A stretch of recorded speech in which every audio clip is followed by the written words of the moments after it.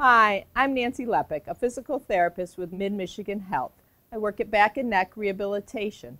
It's important this winter, before you go out to shovel, that you are protecting your back.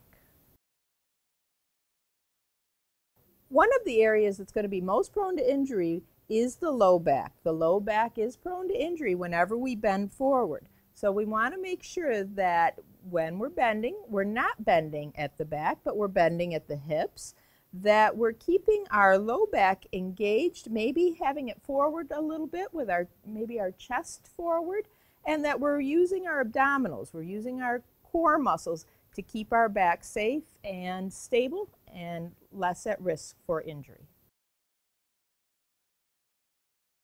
One thing that it's important on an overnight snow, that you don't go out first thing in the morning.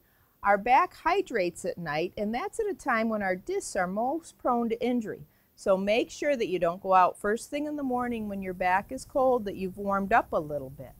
The other thing is we want to make sure that you dress appropriately in layers so that your muscles stay warm. Very important is to make sure that your shoes or boots have good traction. You don't want to be out there when you're going to be at risk for a slip or fall or having to catch yourself while you're holding some heavy snow.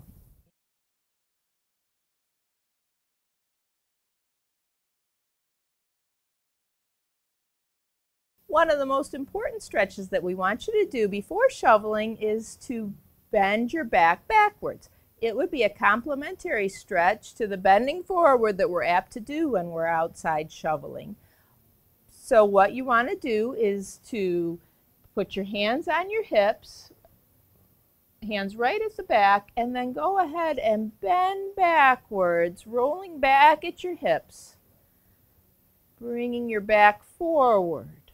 We also want to make sure that our shoulders are warmed up. So a good, easy one to do for your shoulders is just taking your hands and putting them behind your back, maybe stretching your hands down, reaching up with your elbows is going to open up your shoulders.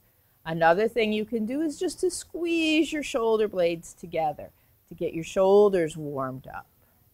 While doing a hamstring stretch, we'd recommend that you just bring your foot up on a chair or a stool to stretch out the back of your leg before you go out to shovel. Another stretch you can do for your legs is to stretch out the front of your hip and the back of your leg to prepare your legs for the work they'll have to do.